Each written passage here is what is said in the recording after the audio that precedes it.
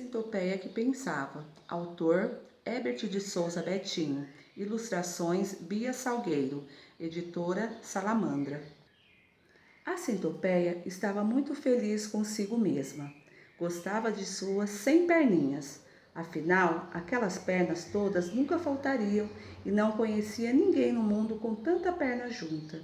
Além disso, tinha descoberto que ela não era só pernas, agora ela era muito cabeça. Podia pensar, sabia que podia, só que não tinha prática e resolveu treinar. Vamos pensar, disse ela, e começou. Que coisa curiosa! A gente pode ter ideias, inventar histórias, fazer as coisas acontecerem dentro da nossa cabeça antes que aconteçam fora. A gente pode descobrir o segredo da vida, dos planetas, com um grande microscópio ou uma luneta. A gente pode fazer muito bem ou muito mal para os outros e pode até mudar o mundo. Tudo isso apenas com pensamento.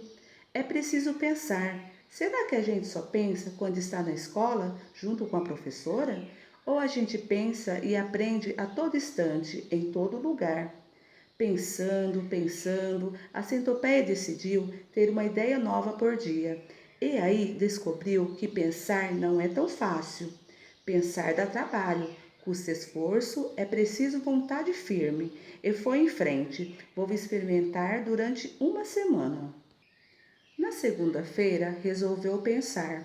Olhou para o céu e se perguntou o que eram aqueles pontinhos luminosos brilhando lá em cima. Serão olhinhos a nos observar? É uma festa lá longe, onde eu não posso ir? Resolveu conversar com Dona Girafa, que tinha um pescoço grande e devia ver mais de perto aqueles pontinhos de luz. Dona Girafa, me diga, o que é aquilo tão bonito lá em cima?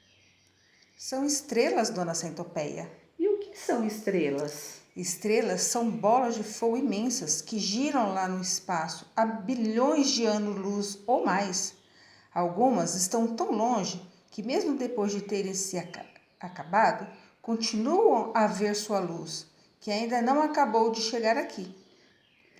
Meu Deus, eu não sabia disso. Eu que achava minhas 100 perninhas uma coisa espetacular. Que fantástico é viver neste mundo, ao lado de tantas estrelas. Mas por que o fogo delas não nos queima? É que elas estão muito longe e aqui só chegam esses pontinhos de luz.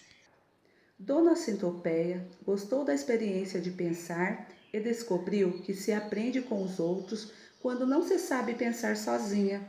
Perguntar também é aprender.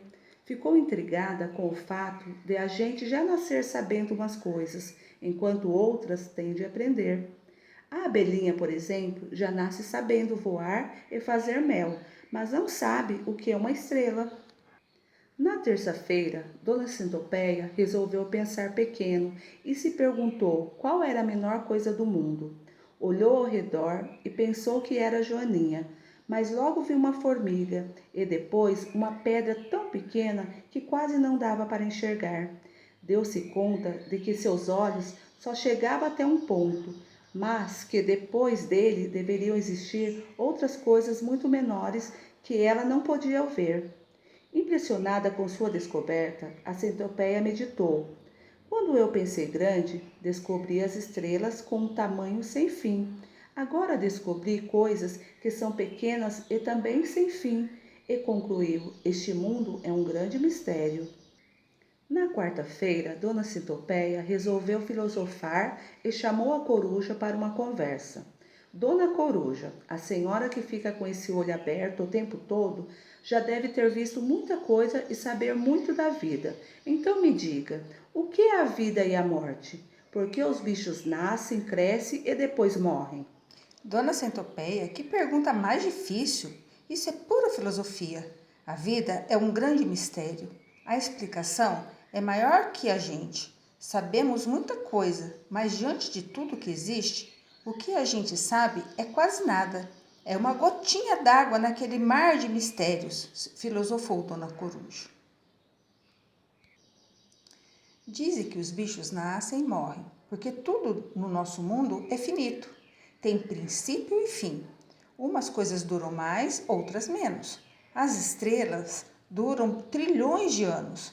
Um mosquito pode durar um dia, uma tartaruga 200 anos. Há seres que duram instantes apenas. E como? O como das coisas, às vezes a gente sabe, mas o porquê é mais difícil, é pura filosofia. A centopeia ficou orgulhosa com aquele papo de muita sabedoria. Dona Coruja era o máximo. Não era à toa que ela tinha aqueles olhos tão abertos. E se eu tivesse aqueles olhos grandes, será que iria pensar melhor? Será que devo ir a um oculista? Não, pensando bem, acho que meus olhos estão bem assim. Afinal, posso pedir a ajuda de Dona Coruja quando precisar. Na quinta-feira foi o dia dos números. Dona Sintopeia resolveu contar. As estrelas desistiu, eram muitas. Começou então pelas pedras do caminho e quase ficou desesperada de tanta pedrinha que encontrou. Depois contou as árvores, o que era um pouco mais fácil, mas não podia contar as folhas, que eram demais. No caminho encontrou um formigueiro, mas desistiu depois do terceiro milhão. De tanto contar, a centopeia estava ficando meio maluca. Queria contar até as próprias perninhas.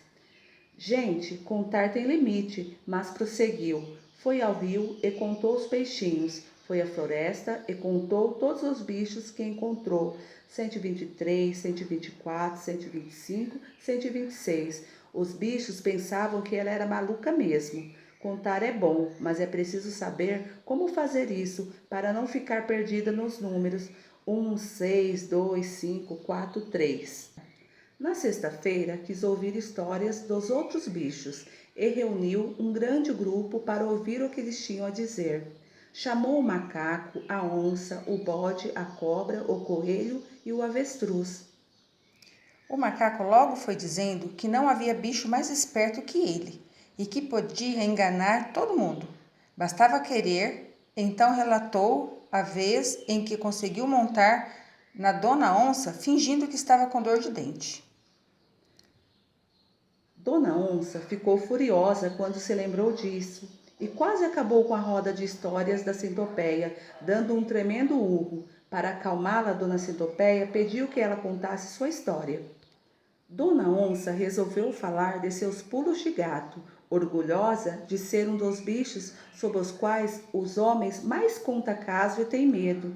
Disse que um dia havia dado um urro para cima de uma cara que está correndo até agora. Os bichos riram porque Dona Onça era muito exagerada.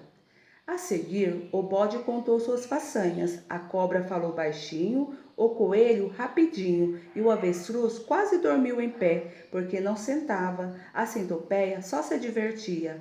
Contar histórias é muito bom, pensou. Quero fazer as outras reuniões como esta e chamar mais bichos para um papo.